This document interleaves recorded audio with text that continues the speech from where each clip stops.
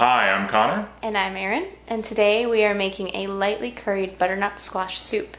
Today's one of the first days of fall, and nothing warms the heart more than a bowl of soup. Or coffee, so stick around.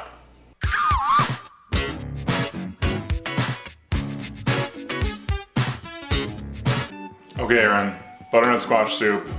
You need to get your hands on a butternut squash. So you can use a butternut squash, you can also use another kind of squash too as well. All these squashes basically come from a common ancestor, so if you don't have access to butternut squash, consider using something like this small little curry squash.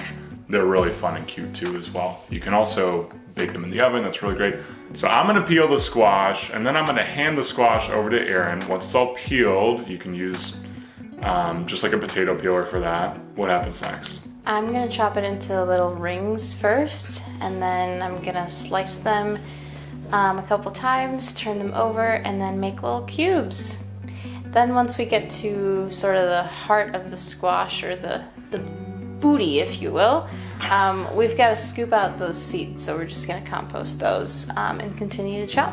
At this point, we're going to chop up an onion, a bell pepper, and some garlic too, as well. There's nothing fancy to do really here. You can chop it whatever way works best, because it's all gonna get pureed together. Once we have the bell pepper, the onion, and the garlic diced, what do we do? Let's get some butter going. So this recipe technically calls for a tablespoon of butter, but fudge that! We're using half the stick, baby. Yeah, 1 tablespoon just doesn't seem like enough for this recipe, and I know that people out there probably think butter's unhealthy, but you can treat yourself every now and then. So once we melt that, we're gonna throw in the onion and then the green pepper and the garlic and get stirring. So you're gonna let that cook for a few minutes. You can leave the lid off, you can put the lid back on. Just keep an eye on it so that it doesn't burn. You want like medium heat, medium high heat here.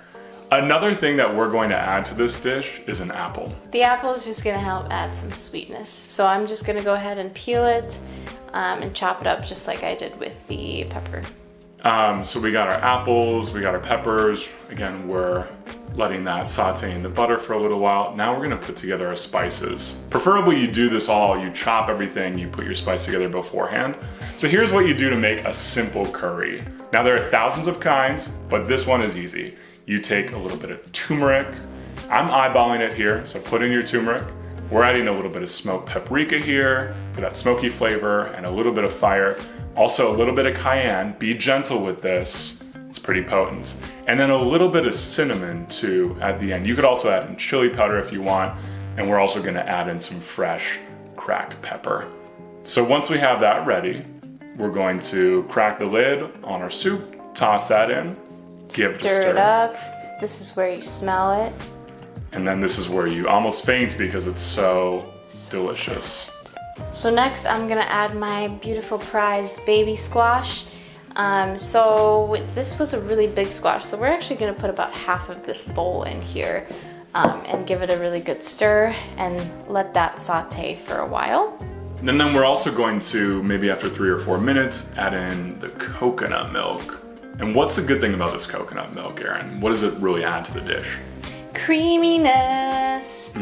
So you can just open up a can and throw that in there. Boom, boom, boom. You also probably want to save a little bit of this coconut for the end too as well, to garnish the top of your soup. If you're fancy like us. If you're fancy, you don't need to be though. So after you add in the coconut milk, you want to add in either 3 cups of water, or in this case, we're using vegetable broth. So we're actually gonna add that in place of the water. And then you bring it to a boil. You pop the lid on and you let it sit on the stove, low heat, for maybe 25 or 30 minutes. Check on it every now and then, give it a little stir. You want it to be bubbling, but not boiling. So a really great addition to this dish is to add in some fresh sage. And we're not actually just gonna chop it up and throw it in. Instead, we're gonna get another pan out, we're gonna get some butter going, and then we're just gonna put some sage leaves in there and let them crisp up. This process only takes about a minute, minute and a half. Don't let it burn. Take them out once they're crispy, and then we're gonna throw that in at the end. Once your soup has been simmering on the stove for 25 or 30 minutes, take it off, take that lid off, slide it off the heat, let it cool down. You do not want to blend this when it's piping hot. If you have an immersion blender, great, but if you have just a normal standard blender, that's okay too as well. So let it cool down first. Once it's cool enough, throw it in the blender, then blend it up. That's it.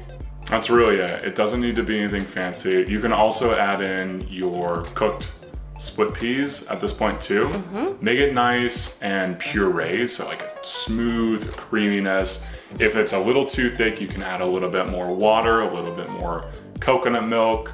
The only thing left to do, Garnish. garnish it. So we're gonna pour it into a bowl. We're gonna garnish it with some coconut cream. We can make some fun swirls. And we're gonna put some cilantro in for a little bit of greenery. And then some pumpkin seeds or pepitas. We've pre-roasted them just a little bit on a pan. Again, the sage optional, but if you do use the sage, you can either blend that in or you can reserve a few leaves for the top and put that in as garnish, which I think looks pretty cool too at the end. And then serve it up with some sourdough, get some friends together and enjoy. Oh, ooh, look at that. Oh, I gotta take a knee for this. It's that good. Oh my god.